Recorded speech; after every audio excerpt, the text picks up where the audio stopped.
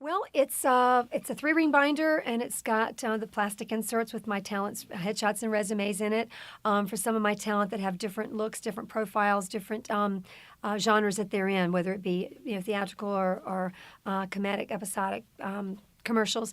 I have their pictures in there, and when I'm speaking to someone and they'll say something like, "Oh, I'm doing a project, I'm doing a commercial," I go, "Really? What kind of talent are you looking for?" And if the answer is well, it's already been cast, or all the roles have been filled, I always give them my card and say to consider me for the next project. But when they say, well, I'm kind of looking for this or that, if it's not with me, beside me, it's in my car. And I say, let me show you some pictures and see what you think. I go out to my talent book, bring it in, let them flip through it. This happened yesterday. I was at Warner Brothers, and I had my talent book, and one of the producers I was speaking with said, well, can I take a look at it? And he was so impressed with the talent that was in it, he said, can I please keep this? And I said, you certainly may. And he said, you sure now? Because you went to a lot of trouble to put this book together. I said, there's more where that came from. So it's really exciting because I feel it's important that when you meet people, because I'm not one that likes to have regrets. And I've never wanted to be the one that said, oh, I don't have a business card, I'll send you one. Or, oh, I wish I had a picture of so-and-so, you'd love to look at them. Or I wish I had a reel I could show you. I like having it all with me. So when that opportunity arises and someone's talking about a talent that I may have for that role, I can show them the reel, I can show them the headshot, I can talk about them, I can show them the resume right then and there, and the interest can start from that point.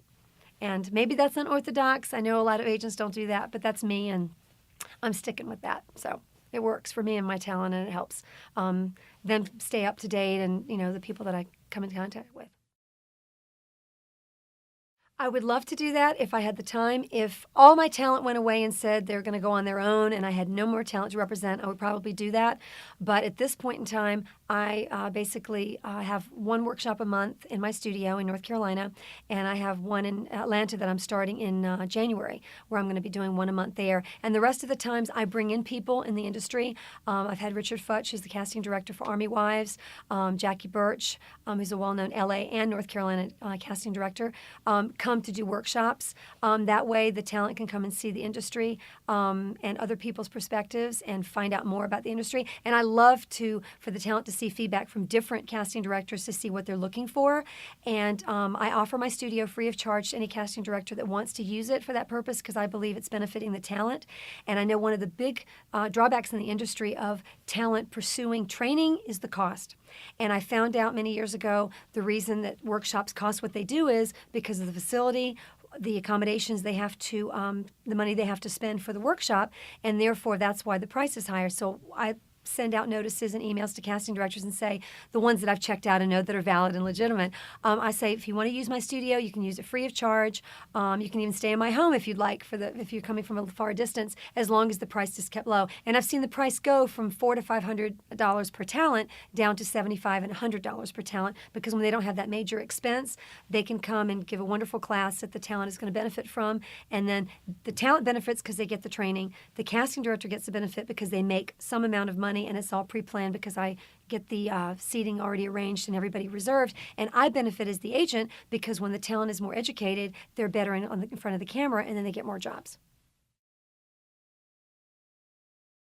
I used to, and then when I stopped taking North Carolina or East Coast talent, I put it on my website that I'm no longer taking talent except from the LA area. And so basically the headshots have stopped coming in to the North Carolina office. One thing I do on my website, though, again, I don't want people to get discouraged.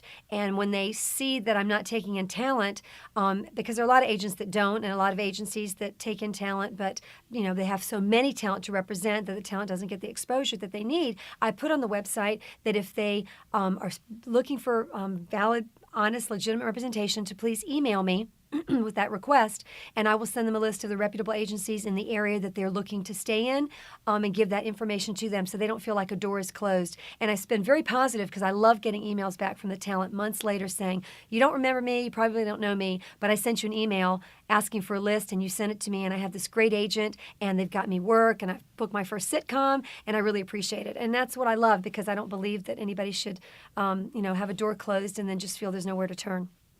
So I do get a lot of emails asking for agency list and recommendations, and also recommendations on workshops when they're posted on Craigslist and things. People will send me a letter or email saying, can you please tell me if this is legit or not? So I spend time in that respect doing research as well for that. Yes, I do. When it's a talent's first time on a set, I always accompany them, get permission, do everything by the books to make sure, because one thing a production crew does not want is uninvited, unexpected visitors on a set. But I will make it a point to go on set with them and just kind of be there, just to kind of give them some feedback and some support to let them know. A lot of times people, they think it's all glitz. They think it's all get their own chair and they get their own dressing room.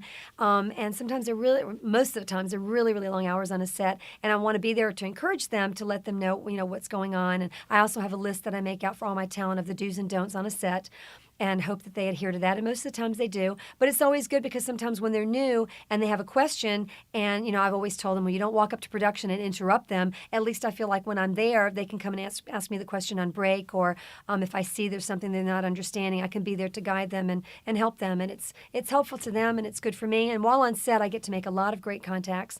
It's great for networking. And many times I've found the needs for talent where someone gets sick, someone gets hurt, someone doesn't show up. And when I hear, my radar goes up and I hear that some talent is needed immediately, I walk over to production and say, what do you need? I'm an agent. Maybe I can help. And often they use I go back out to the car and get my talent book and come back and show them what I've got. And often I'm able to help them out. Sometimes I can't, but at least they know I've tried, and they appreciate that fact. And then sometimes they remember me on the next shoot and say, I remember you because you saved me a lot of aggravation and lost time on set by providing talent to me. I'd like for you to, here's the breakdown. I'd like to see what you've got for this project. So it works really well for me. And my talent, they like it because they like feeling that they're not all alone on a set.